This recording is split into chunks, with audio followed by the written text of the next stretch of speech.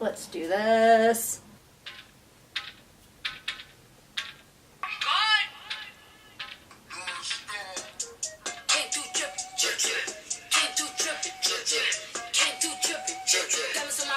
Hopefully you get that given the title of this video.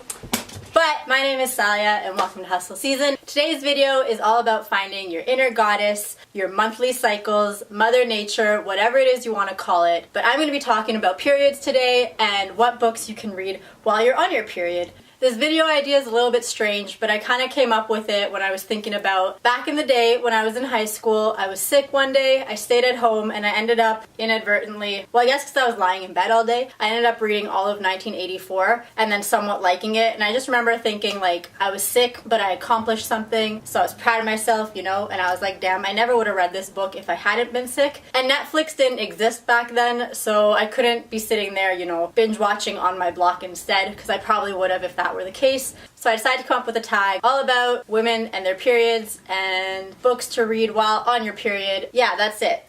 So this tag is going to have 7 questions. If this is something you think you'd like to do, please feel free to do it. I tag you. I just don't want to name names in case you don't want to discuss bleeding out of your vagina. I'll have all the questions listed down below. So let's go straight to number 1. We've all been there. You wake up one morning, you think it's going to be a wonderful day, and then bam bam, Mother Nature is here and it's your period and she's come to claim her 1 week of your fertile time. For this question, I actually put 2 options because I think you can take this in one of 2 ways, and there's the optimistic way to look at it and the pessimistic way to look at it. And the optimistic way is like, hallelujah, I am not pregnant, I got another month to go. With that, the first one, if you are an optimist, the book you're gonna pick is one that surprised you in a good way, that you thought would kind of be meh, then you read it and you were like, damn, this was really good. And for that one I have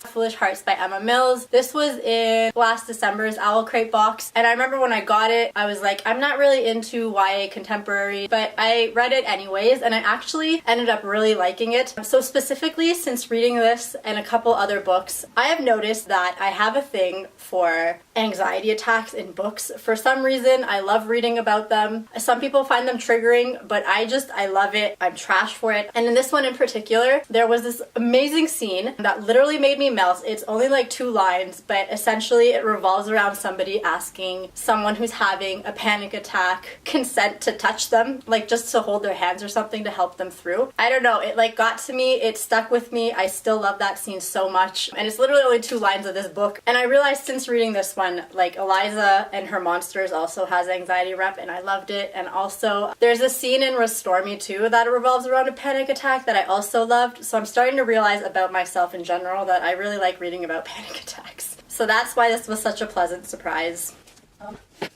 And then the flip side of that question, which is the pessimistic route, is a book that you were really excited for, but surprised you in the worst way, and that was by being absolute trash. So I guess you could say a book that was hyped, or that you were really excited to read for whatever reason, and then you read it and it was a struggle to get through.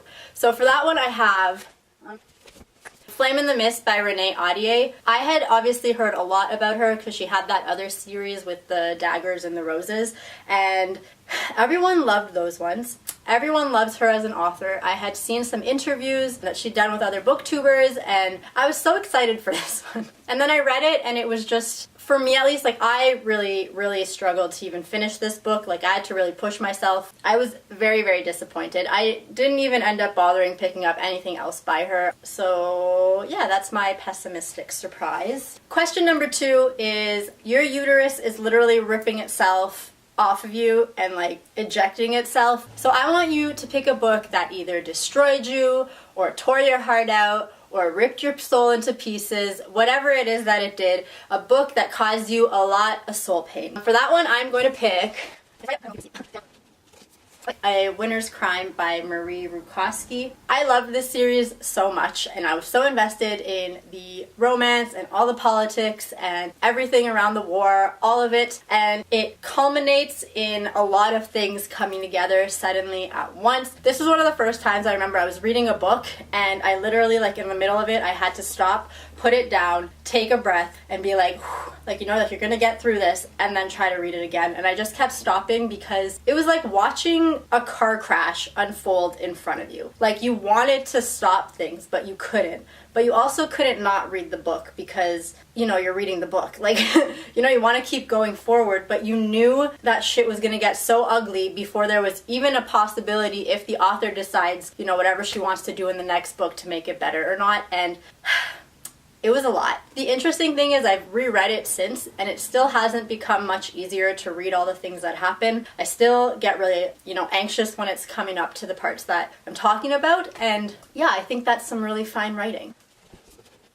Prompt number 3 is that period cramps got you stuck in bed. So pick a long book that you really like that you think can keep someone company while they're stuck in bed. So I've been thinking about this. My go-to for this has always been The Mists of Avalon, because it is one of my all-time favorite books. It's also super chunky, and there are so many awesome themes in it. But then the author is now known as, I actually didn't read about this, I just heard about it on another channel, so I haven't done my research. Go look into it if you actually want to know the facts. But apparently the author was either accused of or actually charged with child abuse. So now I don't necessarily recommend it, just because, you know, I don't really want to be supporting a child molester if that's the case. Unless you don't care. If you're one of those people who thinks like art is art and who made the art doesn't matter, then go for it. I think there's a lot of really, really cool themes that are explored in this, and also there's a lot of just soul pain and heart pain because it's kind of a tragic story. But I haven't really read that many long books lately. Illuminae was the last one that I read, and I think that one actually be good because it's kind of a fast read even though it's a thick book. An honorable mention that I haven't read, which is if I was bedbound, this would be the next one that I would read, is A Little Life. If you watch Queer Eye, it's all over that show. I think this would also be a good choice though, because given the very, very, very, very, very heavy topics in the book, it would maybe help you forget about your own pain for a little bit and think of how, you know, lucky you are to only be dealing with period cramps at the moment.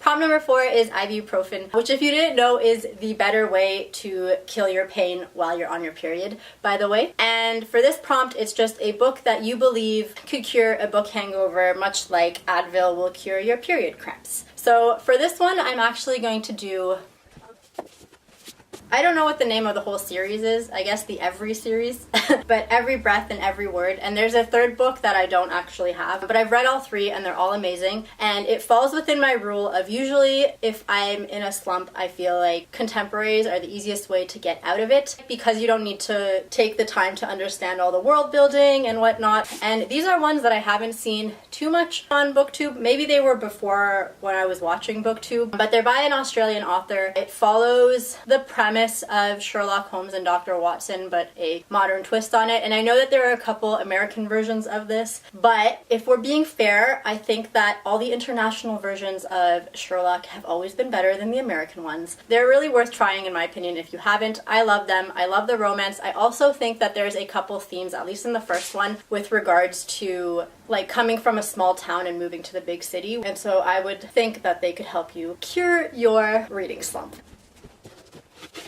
So the next question, question number 5, this one is actually open to the most amount of interpretation since lately there's been so much talk about consumerism on BookTube, and when it comes to periods, obviously women spend a ton of money, whether it's on pads, tampons, painkillers, chocolate, whatever it is that they spend on. It's a lot of money and it adds up. And it kind of sucks that you have to do it just because you're a woman. But this question is going to be all about talking about a book that you could have enjoyed, you could have hated. I don't actually care what you thought about the book, but it's a book that you didn't actually need to spend any money on. And again, that can be interpreted however you want it to be, whether it's a book that you recently got from the library, or someone gave you a gift card and you bought this book, or it was given to you as a gift, or you found it in the lost and found. As long as you didn't spend any money getting a hold of this book, you can use it for this prompt. So for this one, so I actually recently just went to the library, so I have a couple books I can talk about. First one was American Panda. This was my most recent read. I absolutely loved it. It was so good. I thought I wouldn't like it. I guess my worry was going into it that I wouldn't really like the main character, or that it would be filled with a lot of cliches that I had seen already in dramas. I know the channel Wish Fulfillment, she loves this book a lot. So if you're a fan of hers, you've probably already seen her talk about this book. I think it touches upon a lot of experiences that someone who is the child of immigrants moms can or will relate to, and it was just a really fascinating read. I really liked it and I highly recommend it. And then I also recently got out a book which I'm excited for because I've seen a lot of people talk about this, but they have the English translation, and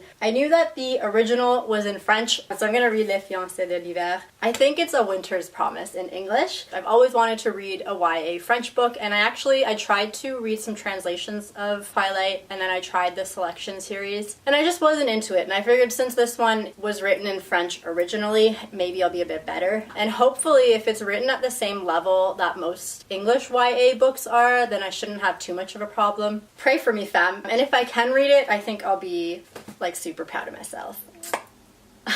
Question number 6 is craving chocolate. I know different people crave a lot of different things. I personally like chocolate year round, but when I'm on my period, I'll have more of it than I would normally. So for this one, if you could drop everything right now, so all sorts of commitments, whether it's live shows that are coming up for you, or your pre-planned TBR, or buddy reads, required reading for school, work stuff, any sort of time commitments, if you could drop all of that and just start reading right now, just for yourself, what book would you pick up to start reading? So for me, I actually have 2. This is a bit of a tie between Fence Volume 2, which I on the daily so tempted to just pick up. I read the first one. It is phenomenal. It is so good. It's so much fun, and I'm dying to read the second one. I'm also, though, not dying to read it because it's going to be a while before the third one comes out, so I almost want to space it out. But if I had nothing else on my mind, I would probably read this right now. And then the other one is Children of Blood and Bone by Tomi Adeyemi. Obviously, this has a lot of hype on YouTube, and I have been dying to read it just to see if I'd like it or not. I've heard a little bit of both, so I know it can go both ways, but I want to read it for myself, see if I like it. The fact that this is by a Black author just makes me want to read it even more. If I could drop everything, I'd probably read both of these.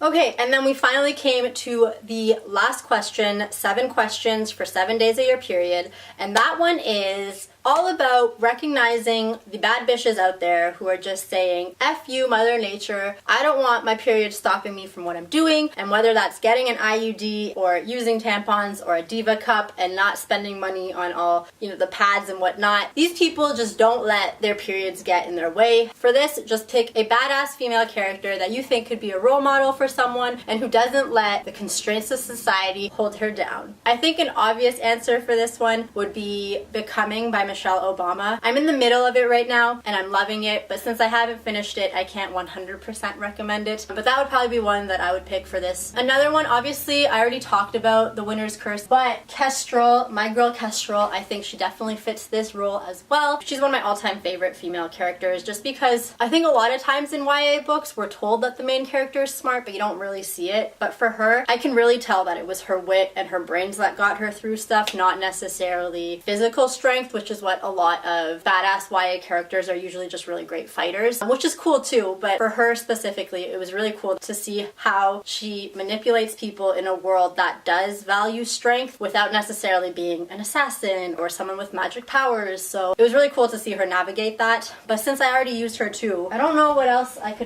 could pick for this. I mean, Selena is another obvious choice, but she's an assassin. Almost all fantasy novels, I feel like. Laya from An Ember in the Ashes could fit.